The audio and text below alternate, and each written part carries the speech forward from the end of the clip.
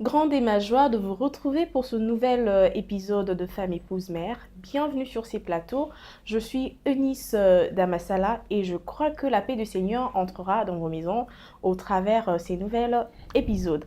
Mesdames, Messieurs, bonjour, bonsoir. C'est là deux ponts en tout cas de l'heure à laquelle vous nous suivez. Allons ensemble à la découverte de l'invité d'aujourd'hui et après, on se retrouve.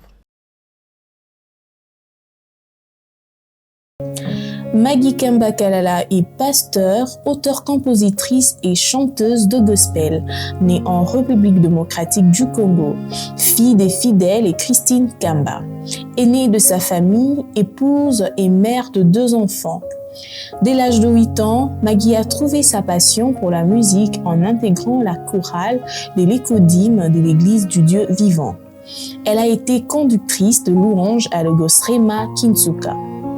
Elle a aussi été responsable de la chorale du groupe biblique universitaire de la Tunisie, où elle évoluait en tant qu'étudiante, ainsi que de la chorale de l'Église réformée de Tunisie.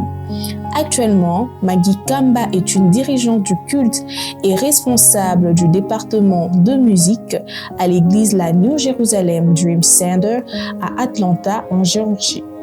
Elle détient un album sur le marché et plusieurs singles.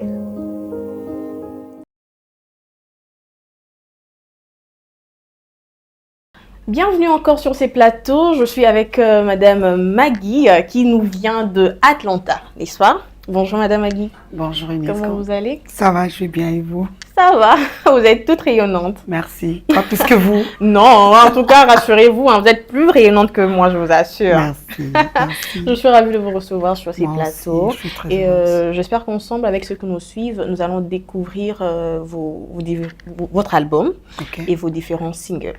N'est-ce pas? Oui. Alors, avant d'aller un peu plus loin, nous aimerions savoir comment définissez-vous votre personne? Qui est Maggie? Bon, tout court, souvent je dis que Maggie, je suis un enfant de Dieu. Mais je vais aller un peu plus loin. Je suis une mère, j'ai des enfants. Je suis aussi artiste gospel. Je suis fille de mes parents. Voilà, je ne suis pas encore grand-mère, mais bon, par la grâce de Dieu, ça va arriver. Ça va arriver Voilà, bientôt, tout on court. attend encore très longtemps. On attend encore très longtemps. Ça, c'est sûr. Souvent, quand on devient parent, on oublie l'aspect qu'on est nous-mêmes fille ou fils de quelqu'un. Ouais, Hein. ouais, je suis fille de mes parents. Ah, nous saluons les parents hein, parce que vous n'avez pas oublié, vous avez dit que vous êtes fille de quelqu'un. Coucou aux parents. Alors, maman Maggie, ce qui m'a attiré dans votre histoire, vous étiez très jeune. À 8 ans déjà, vous découvrez votre danse, je peux le dire ainsi, ou votre appel à la musique. Étiez-vous vraiment consciente ou ce sont les gens autour de vous, peut-être les parents, qui ont détecté ces talents-là en vous? Bon, déjà, je vais rectifier. Je vais rectifier. À l'âge de 8 ans, j'ai pas encore découvert que j'avais un don. D'accord. J'ai pas encore compris l'appel que j'avais. Mais je sais que j'aimais la musique. Donc, du coup, j'intègre un groupe de l'écodyme, de l'église du Dieu vivant à cette époque. Donc, c'est comme ça que j'ai commencé. Je ne sais pas encore que j'ai un appel. Je ne sais pas encore que c'est une passion. Mais déjà, j'aime ce que les autres font. Alors, j'intègre la chorale. Voilà. Mais autour de vous, les gens n'ont pas détecté ce talent-là? Oh oui, ça c'est sûr. Autour de moi, je ne sais pas si je dirais mes parents, mais les gens à côté, ils voyaient déjà, ils disaient, mais en tout cas, il faut foncer, ça va aller, ça va vous amener loin, il faut le faire. Mais sinon, personnellement, pour moi, je suis encore enfant. À 8 ans, je fais ce que tous les autres enfants font. Pourquoi tel enfant chante et pas moi? Donc, du coup, j'intègre la chorale. Mais la conscience comme telle, je ne l'avais pas. Elle est venue plus tard? Elle est venue plus tard, oui. Là où vous aviez... Quand vous avez commencé dans la chorale, vous évoluez. Et après, en évoluant, c'est là que, quand la conscience, bien sûr, est venue, c'est là que vous vous êtes dit, ah, j'ai un don dans la musique, pourquoi pas me J'ai lancer? compris que j'avais une passion, en fait. Parce que à chaque fois que, n'importe quel moment, j'allais vers la musique. C'est-à-dire que lorsqu'on me gronde, j'ai mal, je vais m'enfermer quelque part et je chante. Donc ça me berçait, ça me faisait du bien. Et mes divertissements, c'était plus en écoutant la musique, en chantant, aller à l'église. plus pour chanter que pour prier. Voilà, c'est là que je découvre que voilà, c'est une passion pour moi. Vous savez, quand vous avez dit que quand vous grandez, on criait dessus, ça me rappelle, j'avais une voisine, elle avait sa petite fille. Et à chaque fois qu'on grandait sur la petite fille, elle montait les escaliers, elle va en haut, elle chante Nami Kabite. Et sa maman dit Nami Kabite, Romi Kababien. Ouais, en tout cas, c'était pareil. Mais bon, des fois, c'était pas bien de ma part aussi, parce qu'il m'arrivait des fois, Batindio, Kesomalipa. En route, tu vois des jeunes qui sont en train de chanter, tu oublies complètement pourquoi tu es dehors. Et je vais rester, on en parlait avec mes sœurs récemment, je vais rester assise, je commence à contempler des heures après. Il n'y avait pas de téléphone, hein. Des heures après, je me rappelle que on m'a envoyé acheter du pain. Donc là, tu sais déjà que ton sort est fini, tu es foutu. Mais c'est avec tout ça, au fait, que j'ai compris que c'était une passion. C'était une passion. C'était pas seulement parce que j'aimais la musique, mais c'était une passion. Ils sont pasteurs, vos parents? Non? Non. Ils ne sont pas pasteurs, mais ce sont des chrétiens et ils aimaient vraiment des vrais fervents. Hein, ils aimaient servir le Seigneur. Mais par là, j'aimerais quand même interpeller un père, une mère quelque part. Quand vous voyez déjà qu'il y a quelque chose en votre enfant, essayez de guider l'enfant au lieu de vouloir à tout prix casser la chose. Voilà. Je pense que si les parents m'avaient aidé sur ce point, peut-être que je serais très loin. Voilà. Je me suis bâtie toute seule, je dirais. Ouais.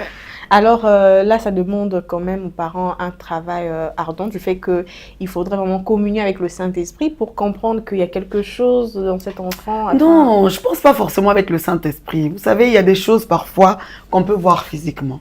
C'est-à-dire le fait qu'on voit... Vous savez, moi, ma mère, parfois, elle me punissait. Elle peut m'écouter, elle sait que je dis vrai. Elle me punissait si je veux faire quelque chose. Et elle sait que pour que je puisse faire la chose de bonne manière, elle va me dire, ok, si tu ne fais pas, tu n'iras pas à la répétition. Alors ça... Point faible. Oui, c'était le point faible. Et déjà ça prouve que votre enfant a quelque chose en ce qui concerne la musique. Oui, donc, et parfois, je pleurais parce qu'il faut que j'aille à la répétition. Si je sais que pour que je demande à maman la permission d'aller à la répétition, je dois faire toutes les tâches ménagères, finir tout ce qu'il faut faire. Comme ça, lorsque je dis, maman, il est temps de la répétition, elle va dire, ok, vas-y. Je pense que ça, c'est quelque chose que les mamans africaines ont. Hein. Oui, mais attends. Il faudrait finir d'abord avant de faire tes occupations. Il y a des choses que je n'ai pas voulu faire, mais s'il faut aller à la répétition, je sais que je dois les faire pour que maman soit d'accord avec moi. Donc, ces petites choses-là, moi, la monsieur va dire, moi, je m'en fous, hein, je n'irai pas. Mais quand vous voyez que votre enfant est attaché à des choses comme ça peut être des indices. Même si vous n'avez pas cette opportunité-là, mais vous pouvez guider l'enfant. Laisser l'enfant tranquille, pousser l'enfant à le faire. Et c'est comme ça que l'enfant grandit, en fait. Et vous, en tant que mère, vous avez détecté quelque chose Ouais. Wow. Ouais, j'ai détecté plein de choses. Que Dieu me fasse la même grâce. Hein. Ah. Oui, je vous assure. Amen. J'ai détecté, il va le faire. Ok. Ouais. Alors, parlez-nous de votre album. Ses motivations, les difficultés rencontrées. Comment vous avez pu sortir votre premier album? Les difficultés, en tout cas, il y en a beaucoup. Hein. Parce que je me rappelle, la première fois que j'ai voulu sortir l'album, mon tout premier album, c'était en Tunisie. J'ai commencé des répétitions, des séances répétitions et tout, mais ça n'a pas marché. Après, je suis allée aux États-Unis. Bon, c'était un nouveau monde pour moi. Il fallait m'intégrer et tout. J'ai tenté avec une nouvelle personne, ça n'a pas marché. J'ai changé de producteur comme ça. Jusqu'à ce que mon pasteur dise non. Tu sais, moi, je suis pas... Mon pasteur, il n'est pas à la base quelqu'un de vraiment... qui connaît tout ce qui se passe dans le monde de la production. Mais il a dit, à cause de toi, je vais me lancer, au fait. Je vais me lancer, je vais tenter, on va marcher ensemble. Okay. Voilà, j'ai rencontré beaucoup de difficultés. Financières aussi, parce que la production d'un album, ça demande beaucoup de fonds. Donc, et je dirais qu'on était tous novices dans le domaine. Et lorsqu'on s'est lancé, c'est avec le temps, plus on approchait, plus on avançait, qu'on découvrait tous les fonds qu'il fallait vraiment mettre dans la production. Donc ça, c'était déjà un des challenges que j'avais rencontrés aussi.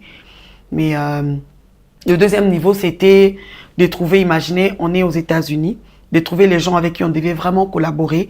Parce que dans l'album, j'ai travaillé avec des gens presque partout, en Afrique du Sud, ici au Congo, là-bas aux États-Unis. Donc, arriver à trouver des bonnes personnes, des personnes qu'il fallait. Parce que vous savez, dans le domaine de la musique, vous pouvez recevoir un chant et avoir quelqu'un qui va comprendre la vision du chant et aussi le reproduire la vision, la reproduire, c'est pas facile. Donc, il y avait des moments où on envoyait des sons, j'ai dit non, c'est pas ça, c'est pas mon chant. Donc, vous avez déjà votre son dans la tête? Oui, bien sûr. C'est-à-dire que vous avez... En fait, je reçois des chants souvent en songe ou pendant mes moments de prière.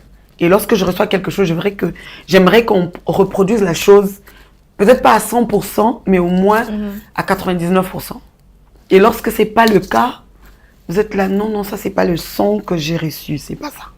Et ça, c'est aussi un autre dilemme. C'est quand même difficile, voilà. Donc, il y a eu beaucoup de petits trucs comme ça. Jusqu'aujourd'hui, il y a des sons qui sont sortis que je n'étais pas trop d'accord avec. Mais je me dis jusqu'à quand, en fait, je peux pas continuer à garder. Et je me dis, bon, il y aura des occasions où je vais faire différemment. Mais bon, voilà, il y a toujours des petits kicks, je dirais. Donc, c'était le temps de Dieu pour vous de lancer cet album? Oui, je dirais que c'était le temps, le moment, ouais.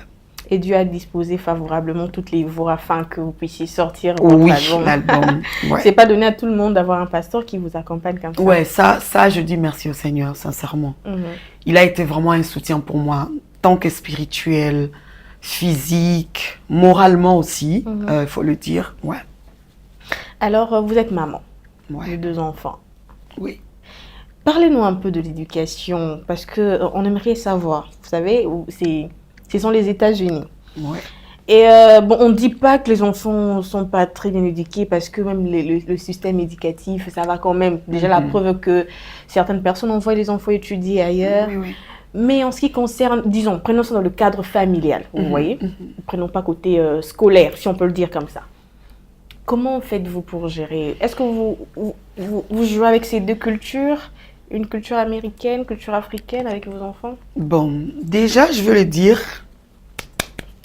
Pardonne-moi, maman. Je veux le dire déjà. En fait, vous savez, il y a un truc. J'ai grandi avec ça dans ma tête, dans mon cœur. Je me disais, je vais élever mes enfants, mais un peu plus différent de ce que ma mère a fait, ou mes parents en général. Ma mère, elle était très dure envers moi, très, très sévère envers moi. Bon, je ne sais pas. Forgé la personne que vous êtes. Bon, c'est ce que j'allais dire. Je ne sais pas si c'est seulement ça qui a forgé la personne que je suis. Je dirais qu'il y a aussi les difficultés de la vie et aussi les personnes que j'ai rencontrées. Moi, personnellement, je dirais, les choses ont commencé à changer. J'aime beaucoup la Tunisie parce que je dis que c'est mon deuxième pays. Les personnes que j'ai rencontrées, les pasteurs, les gens autour de moi, tout ça aussi, ça m'a aidé au fait à me recadrer. Parce que lorsque j'ai quitté le Congo, j'avais d'autres pensées en tête. J'avais aussi ma manière à moi de faire et de voir les choses. Alors, lorsque je suis arrivée en Tunisie, c'est vraiment... Je suis rentrée dans un environnement où les gens voulaient vraiment encadrer les jeunes.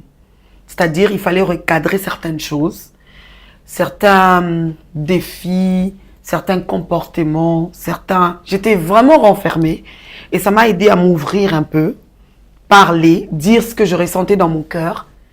M'ouvrir, c'était comme une thérapie au fait. Donc ça m'a aussi beaucoup aidé parce que là au fait on était mélangés.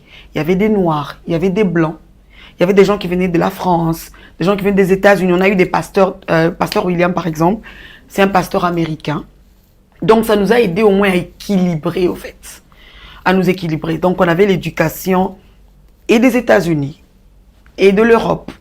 Et l'éducation qu'on a apportée, qu'on a amenée de nos parents. Donc, je dirais que la Tunisie m'a aidé à m'équilibrer et à comprendre qu'il y a des choses à prendre et des choses à laisser. Par exemple, les choses à laisser, la brutalité qu'on peut avoir envers les enfants. C'est vrai qu'il faut éduquer les enfants. Bon, je ne suis pas très pour tabasser les enfants. Mais la Bible dit qu'il faut parfois frapper. Oui, j'ai bien dit tabasser. Faut peser mes mots. La nuance, hein. Voilà, donc je suis pas très pour le fait de tabasser les enfants. Je suis pour éduquer. Donc l'éducation, ça peut emmener le fait qu'on peut frapper l'enfant. Bon, bien que je l'ai jamais fait. Ouais, il faut le dire. Ça marche. Pour moi, ça marche. Je sais pas, pour quelqu'un d'autre, ça peut pas marcher. Mais pour moi, ça marche. Je dis que je me reflète souvent, je reflète mon enfance en fait. Quand je vois mes enfants, surtout ma fille, je me vois en elle. Elle est vraiment un peu comme moi, je C'est dirais. belle comme vous. Merci pour le compliment. Voilà. Donc, j'essaie de me refléter. Il faut dire aussi qu'après, je prie, je demande au Saint-Esprit de m'aider. Parce que tout parent a envie de faire bien. Même ceux qui font mal. C'est vrai. Je ne pense pas qu'il y ait un parent sur Terre qui, tu enfantes ton enfant avec le but de faire à ce que l'enfant déraille. Non, je ne pense pas. Maintenant, tout au long de la route, il arrive qu'on dégamme. Voilà. Qu'on fasse des choses qui ne sont pas forcément bonnes. Mais le Saint-Esprit et Dieu ils sont là pour nous aider. Voilà, je dirais. Donc déjà, par vous dire, vous avez plutôt opté pour l'éducation américaine. Non, j'ai opté pour l'équilibre. Pour l'équilibre. Voilà.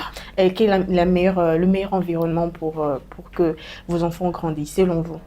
Selon moi? Oui, par rapport aux deux environnements. Selon ce que Je vous dirais, voyez, vous remarquez. Je dirais que cela dépend des parents. Parce que c'est vrai que beaucoup de gens se plaignent de l'éducation occidentale. Pas parce que les parents n'ont pas envie d'éduquer les enfants, mais parce qu'il y a des lois qui sont établies, auxquelles il faut faire face. Et aussi, ici aussi, il y a des enfants, là je ne mâche pas les mots, hein, j'ai rencontré des gens ici. Je trouve qu'il y a beaucoup d'autres qui sont en Occident qui sont très bien éduqués qu'ici. Personnellement. Donc je dirais que l'Église est responsable, en général, la famille est responsable, les parents aussi, la famille restreinte est très responsable. Ça dépend de comment vous choisissez d'éduquer vos enfants. Voilà.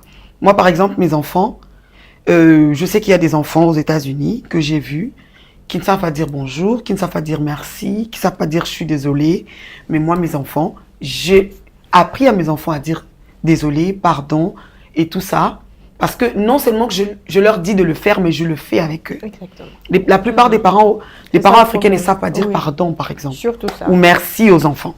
Ou reconnaître qu'ils ont mal fait devant les enfants. Ça sacrilège. Ouais, mais moi, je sais dire pardon à mes enfants.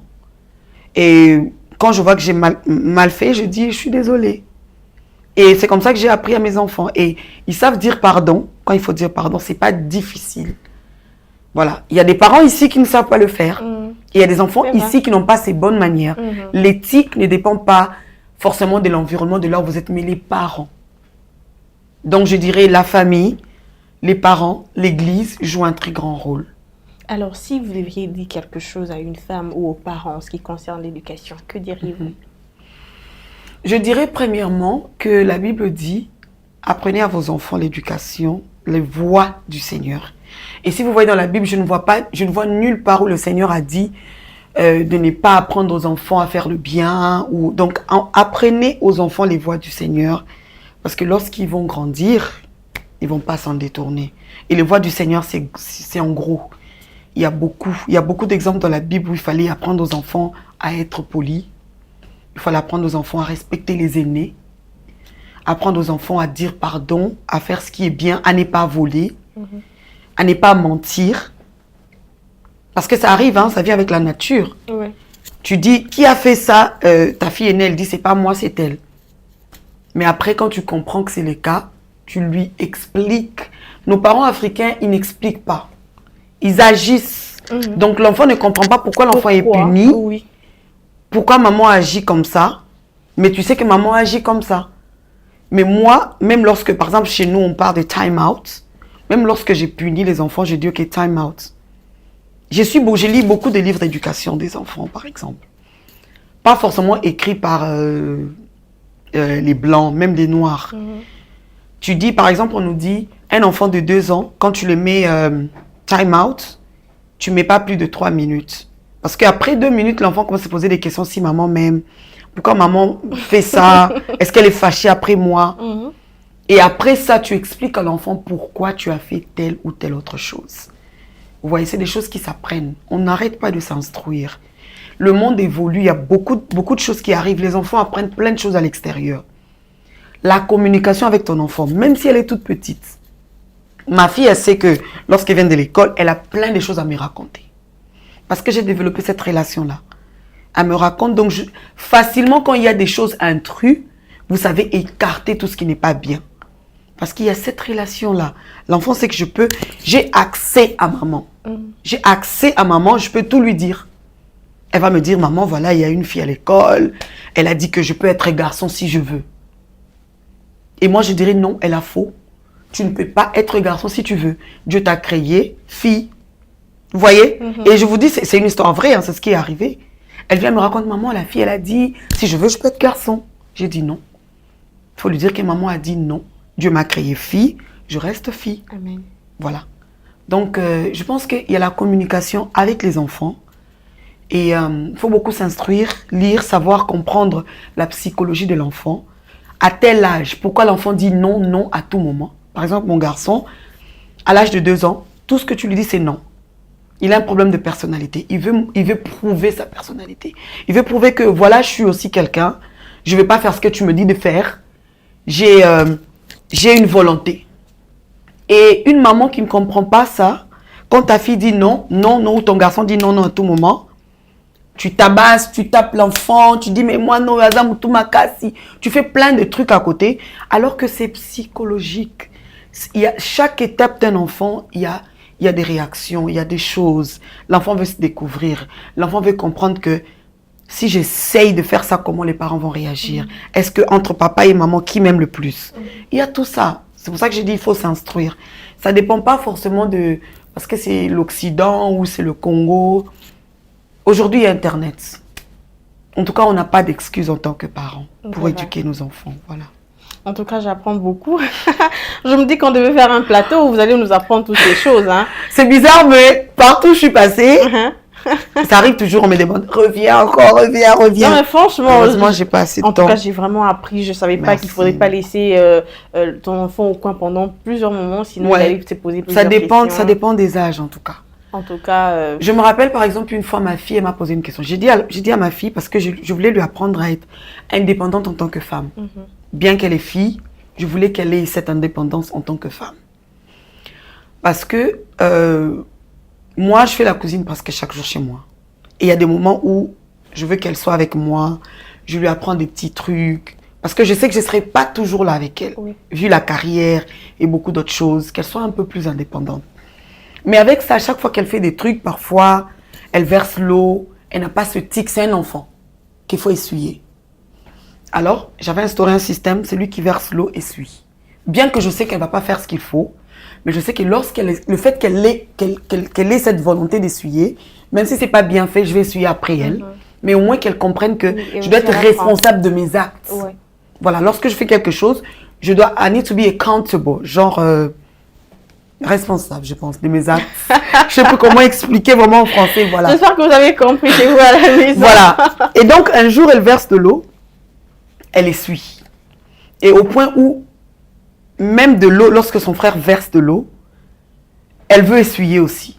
Bien que je veux qu'elle le fasse, mais je dis non, il faut qu'il essaye de le faire.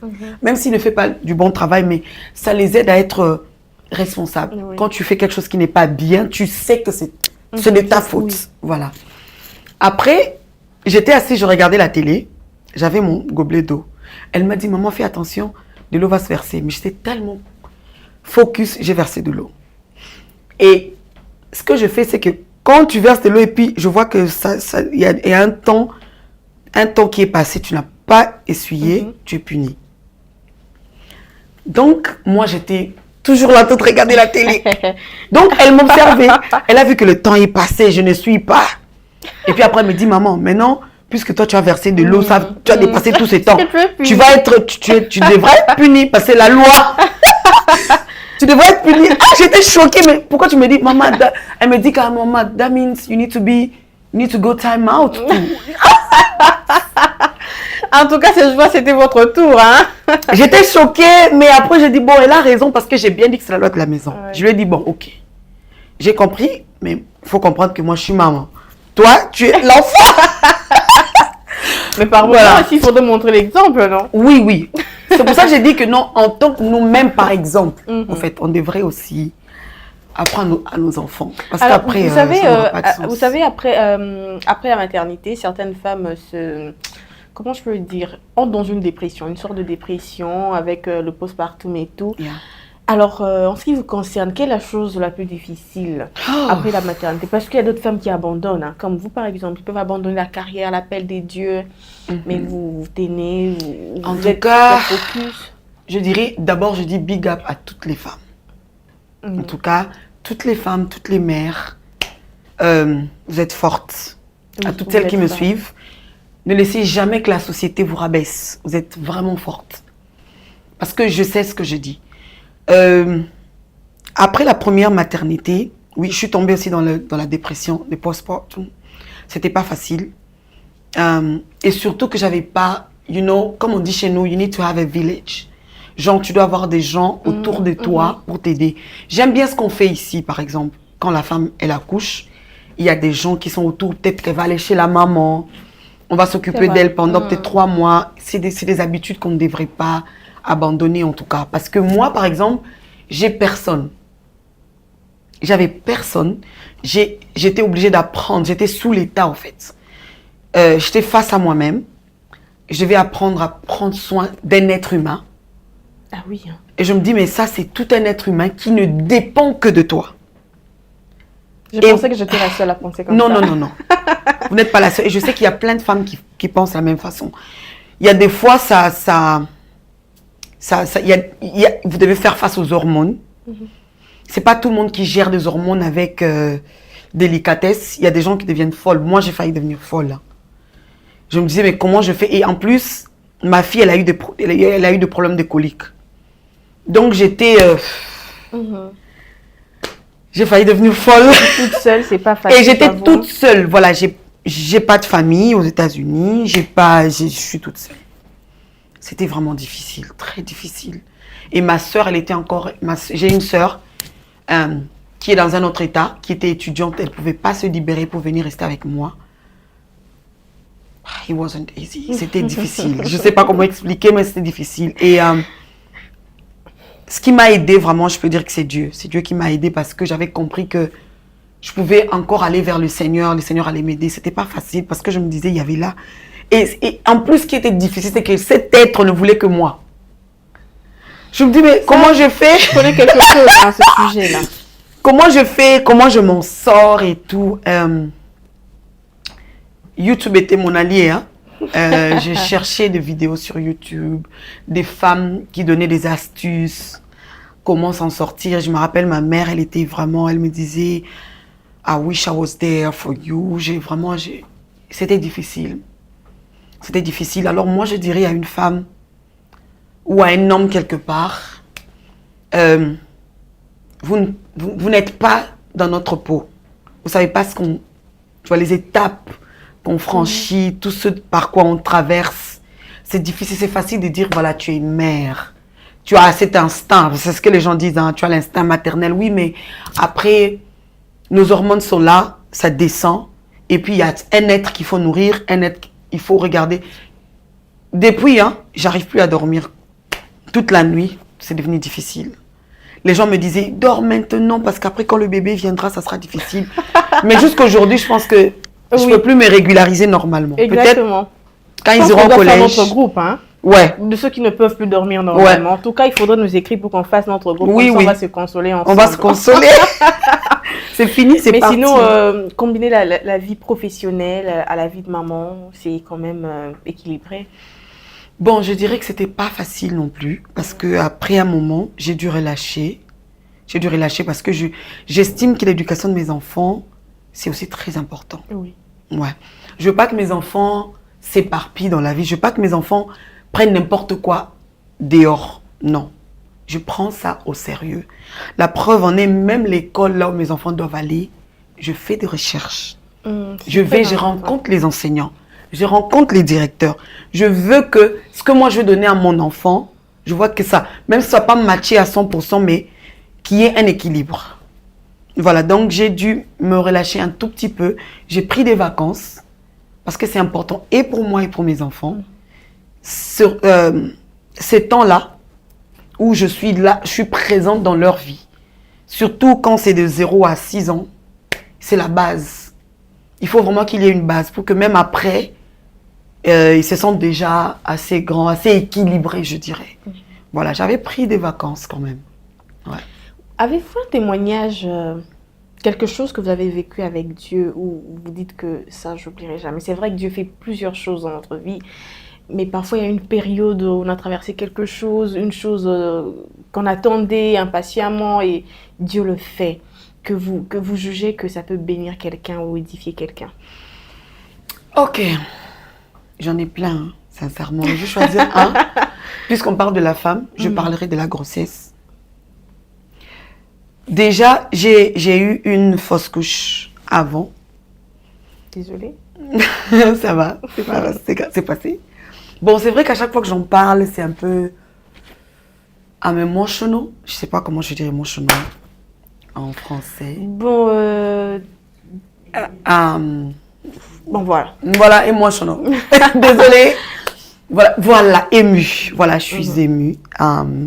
Parce que, vous savez, je me rappelle que lorsqu'on entendait des histoires comme quelqu'un a fait une fausse couche, on avait l'impression que voilà, c'est pas grave, la personne va eventually, tu auras d'autres enfants, c'est pas la fin du monde.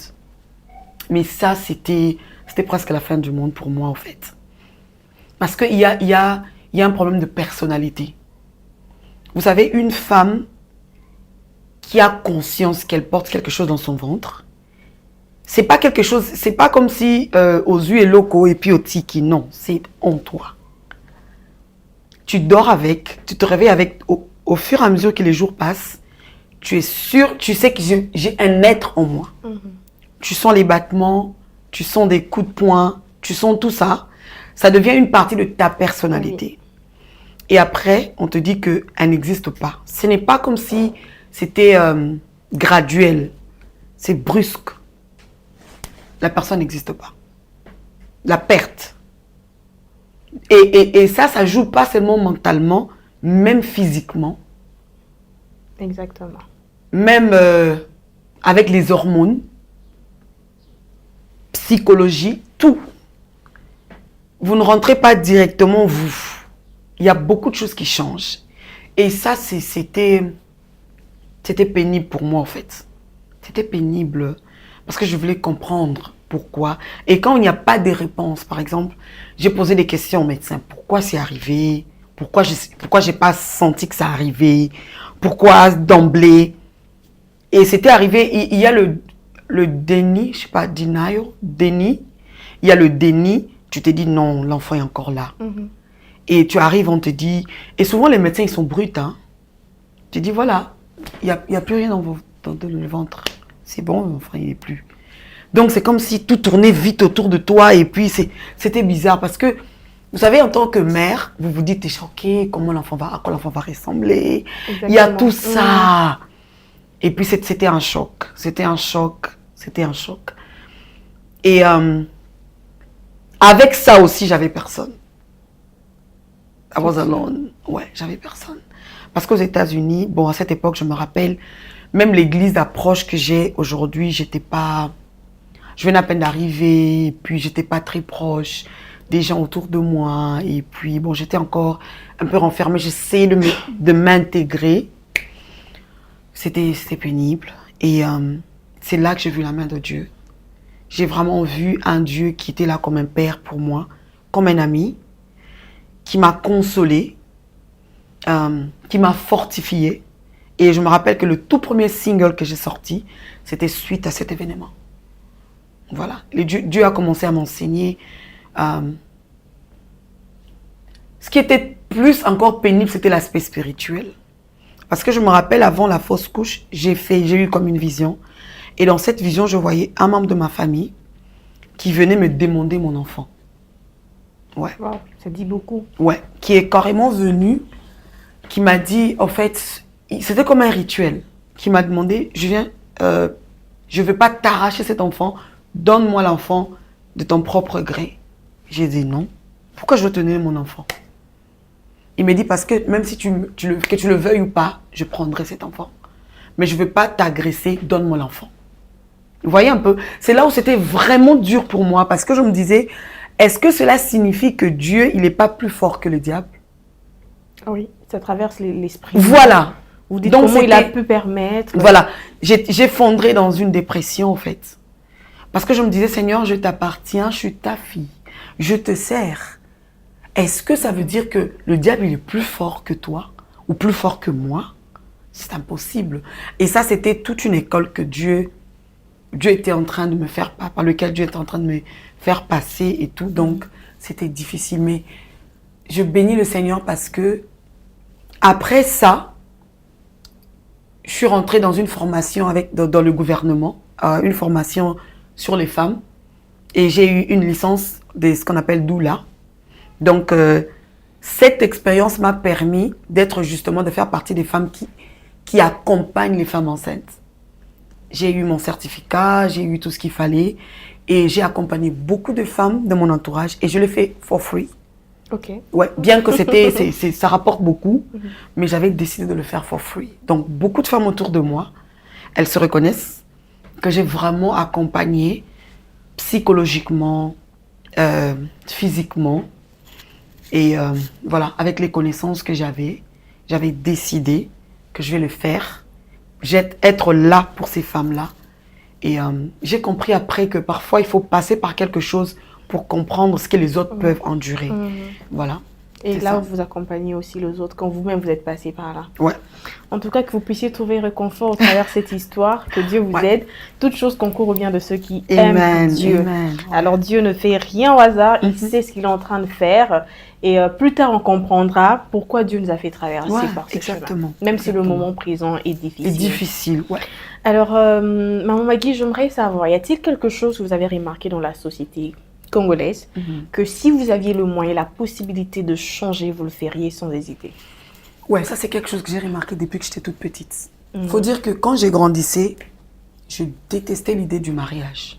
Oh, Oui. Je détestais l'idée du mariage parce que j'avais l'impression que l'idée que la société nous vend du mariage, c'est que la fille, elle n'est bonne que pour être mariée, pour être épouse. Alors ça, c'est quelque chose que je détestais de tout mon cœur depuis que je grandissais, depuis que j'étais au lycée. Alors ça fait que cette idée-là faisait en sorte que je dénigre l'idée qu'un homme s'approche de moi. Je me disais, ok, voilà, celui-ci, il vient parce qu'il veut que je sois sa bonne. Voilà, il veut juste que, voilà. Voilà, en fait, je détestais cette idée et je dirais que ça, c'est quelque chose que c'est vraiment un projet qui me tient à cœur. J'aime que les femmes comprennent que elles sont des personnes à part entière. Oui, la femme, elle n'est pas bonne que pour être épouse. La femme a beaucoup de potentialités. La femme a beaucoup de choses. D'ailleurs, même à côté de l'homme, elle apporte un plus. Donc, elle a beaucoup de valeur. Et ça, je pensais que c'était juste des choses anciennes. Je ne suis pas en train de parler du féminisme, non. Je ne suis pas dans le féminisme. Parce que je sais que je suis pour l'ordre établi par le Seigneur. amen. Donc la femme, elle est soumise à son homme. Oui. Mais je suis contre le fait que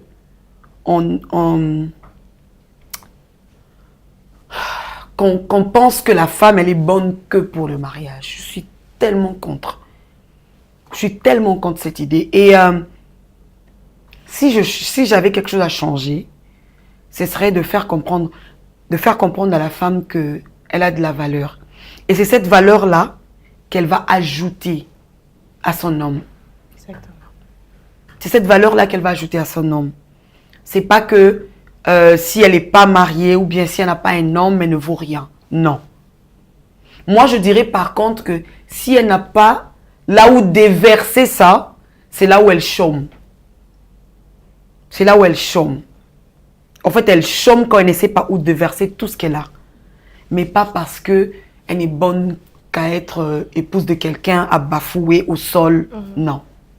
Non. Voilà. Alors, à toutes les jeunes filles, à toutes les femmes, ne pensez pas qu'il faudrait seulement entrer dans son toit, hein, dans le mariage pour commencer à développer ce que Dieu vous a donné. Vous avez des talents dedans en vous. Alors, travaillez. Et quand le moment sera venu, en tout cas, Dieu vous fera grâce d'être marié. On se retrouve tout juste après cet élément. On va se détendre un tout petit peu avec l'un des singles de Maman Maggie. À tout de suite. Merci.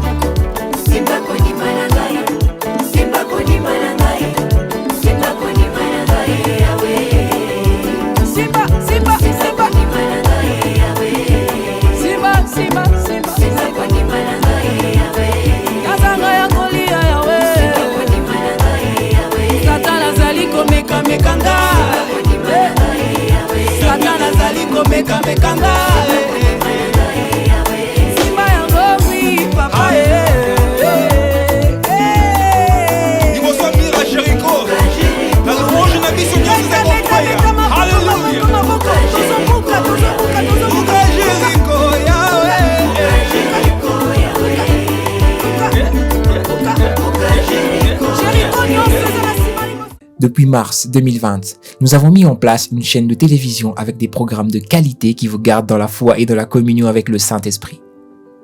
Et ce, tous les jours avec une équipe très motivée et passionnée pour l'évangélisation à travers les médias.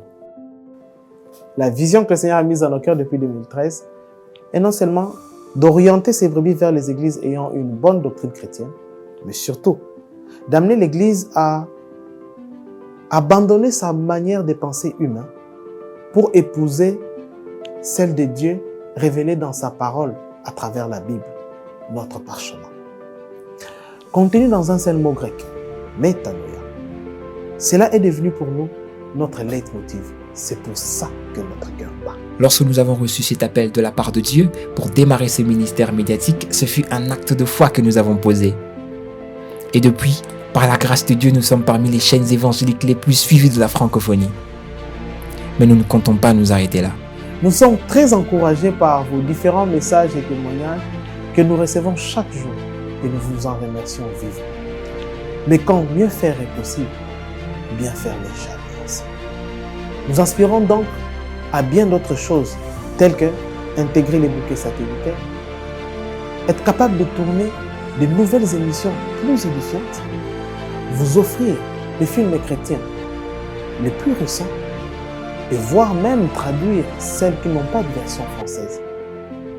Vous faire découvrir davantage la profondeur et la richesse de la parole de Dieu enfouie dans la crème des orateurs répandus à travers le monde. Bref, vous offrir des contenus de qualité 100% chrétiens. Mais la réalité est que nous sommes butés à des difficultés de plusieurs natures. Nous avons un effectif très limité d'argent. Nous travaillons avec des bénévoles qui sont à temps partiel. L'espace où nous sommes ne nous suffit plus. Les bureaux sont trop étroits et des matériels insuffisants pour nous permettre de réaliser toutes nos prévisions afin d'atteindre nos objectifs. Voilà pourquoi nous faisons cet appel, afin d'élargir notre spectre de travail pour qu'ensemble, nous parvenions à écrire une nouvelle histoire au sein de l'Église locale. Rejoignez-nous dans cette mission de grande envergure. Faites-nous part de votre don volontaire en accédant sur notre site web ou application mobile. Cliquez sur le bouton « Donner », choisissez votre mode de paiement par Mobile Money ou Mastercard. Si vous optez pour le Mobile Money, inscrivez le montant de votre don, choisissez votre compte Mobile Money et insérez votre numéro de téléphone, puis validez votre paiement. Vous recevrez une notification confirmant votre paiement. Si vous choisissez pour un paiement Mastercard ou Visa, insérez le montant de votre don volontaire, remplissez votre identité suivi de votre numéro de téléphone, votre email, votre numéro de carte Visa ou Mastercard, la date de validité de votre carte Mastercard ou Visa, insérez les 3 chiffres du code CVV juste à l'arrière de votre carte, puis validez votre paiement. Vous avez aussi la possibilité de faire un virement bancaire via le numéro du compte. Pour ceux de la République démocratique du Congo, utilisez que la partie assurée. Vous avez encore la possibilité de faire une transaction via MoneyGram, Ria Money, Western Union au nom mentionné ci-dessous.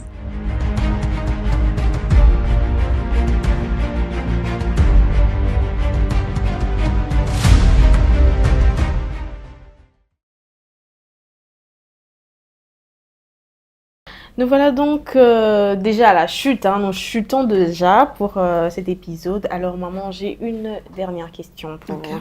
C'est que nous remarquons dans la société, c'est vrai, on s'aime. Vous voyez quand l'amour, on s'aime, on veut vivre ensemble, avoir des enfants. Mais est-ce qu'il y a un problème? Les gens ne se font pas dépister, si je peux dire ainsi. Ils ne vont pas voir leur électrophorèse. C'est quelque chose de dangereux parce que vous mettez en danger la vie de vos enfants. Mais en tant que femme, en tant que mère, on veut le meilleur pour ses enfants. Pensez-vous qu'avant de poursuivre une relation, de faire des projets de mariage, on doit d'abord commencer par connaître nos électrophorèses? Bon, je dirais oui et non. Ne venez pas. Don't come after me. Pourquoi je dis non? Bon, je vais commencer par oui. Oui, parce que, comme vous l'avez si bien dit, c'est très important parce qu'après, il y a des dégâts. Il y a des dégâts, parfois, qui sont irréparables.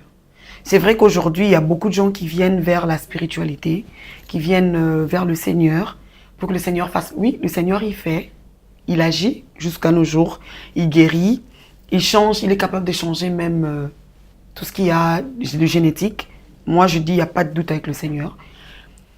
Oui, parce qu'il y a beaucoup de dégâts.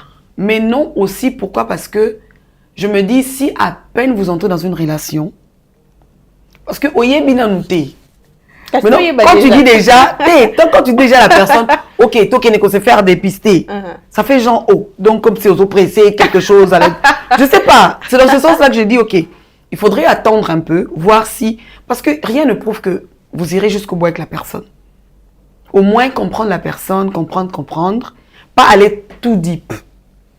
Mais après voir, est-ce que la personne est là pour des projets de mariage? Est-ce que la personne est là pour des projets d'avenir? Après, lorsque vous avez établi c'est quoi la relation déjà, vous comprenez que en fait, la personne, elle est là parce qu'elle veut quelque chose dans l'avenir. À ce moment-là, vous pouvez maintenant introduire le sujet sur le dépistage parce que c'est important. Comme ça, vous entrez dans quelque chose en sachant que si jamais on avait des enfants, quelles sont les conséquences? Est-ce qu'on est prêt à subir cela? Est-ce qu'on est d'accord des conséquences? Parce qu'il faut aussi, comme ma mère dit souvent, il faut penser à la progéniture. Il faut penser à la progéniture, voilà. Ouais. Dernière question et puis on va finir. Ok, d'accord. Si vous étiez un livre de la Bible, lequel serait-vous? Là, vous m'avez eu. Si j'étais un livre de la Bible, je dirais je serais Révélation. Pourquoi? Parce que Révélation, d'abord, c'est un livre que je craignais. Quand j'ai commencé à lire la Bible, c'est un livre que je craignais parce que parfois, elle vous parle des choses qui sont passées, parfois, elle vous parle des choses présentes, parfois, elle vous parle des choses à venir. Et il y a tellement de choses qui font peur et qui donnent l'assurance à la foi. Et voilà, c'est un mystère. Voilà, donc je dirais que je serais Révélation. Ok, gloire au Seigneur. Mais vous-même, vous n'êtes pas mystérieuse. Je suis mystérieuse. Ah Ouais. Alors, merci à vous de nous avoir suivis. Mais avant qu'on se sépare, on aimerait que vous puissiez adresser quelques mots à Dieu en faveur de toutes les femmes, toutes les mamans, afin qu'elles tiennent pour qu'elles évoluent dans leur carrière musicale, dans le monde professionnel, dans le séculier. Pouvez-vous adresser quelques mots à Dieu en leur faveur? À Dieu. Oui. Ok. Ouais, on peut prier. Merci Seigneur pour cette femme qui nous suit aujourd'hui, cette mère, cette épouse qui est peut-être fatiguée d'être femme. Suite à beaucoup de choses, à la fois on porte les fardeaux de nos maris, on porte les fardeaux de nos enfants, on porte le fardeau du ministère, on porte les fardeaux des églises, de beaucoup de choses Seigneur. Et parfois on se sent nous-mêmes perdus au point où on a l'impression que on s'occupe de tout le monde et personne ne s'occupe de nous. Seigneur, c'est le cas d'une femme qui me suit. Tout ce que je demanderai, mon Père, c'est que ton Saint-Esprit siège dans la paix et que tu nous aides à nous équilibrer. Seigneur, aide-nous à nous équilibrer. Saint-Esprit, toi qui es l'ami fidèle, apprends à une femme qu'elle en vaut la peine. Amen. Apprends à une femme que si le diable était obligé de passer par une femme pour toucher les hommes forts de ce monde, c'est parce que cette femme, elle a beaucoup de valeur. C'est parce que cette femme, elle détient une clé que seule elle peut ouvrir. Qu'elle détient quelque chose que Dieu a mis en elle. Et que toi, tu révèles cette chose. Que tu donnes l'assurance, Seigneur, à une femme qui nous suit aujourd'hui, peu importe l'heure à laquelle elle nous suit, qu'elle détient quelque chose de précieux. Que toi, tu l'aimes. Qu'elle a été créée, que tu as trouvé qu'elle en valait la peine. Qu'elle est belle, qu'elle est intelligente, qu'elle a toutes les choses qu'il faut pour qu'elle réussisse dans la vie et que tu l'aimes telle qu'elle est, telle qu'elle se présente. Au nom de Jésus, j'ai ainsi prié. Amen.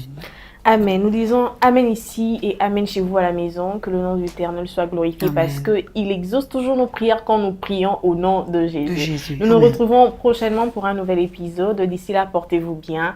À très bientôt. Ciao, ciao. Bye. Bye.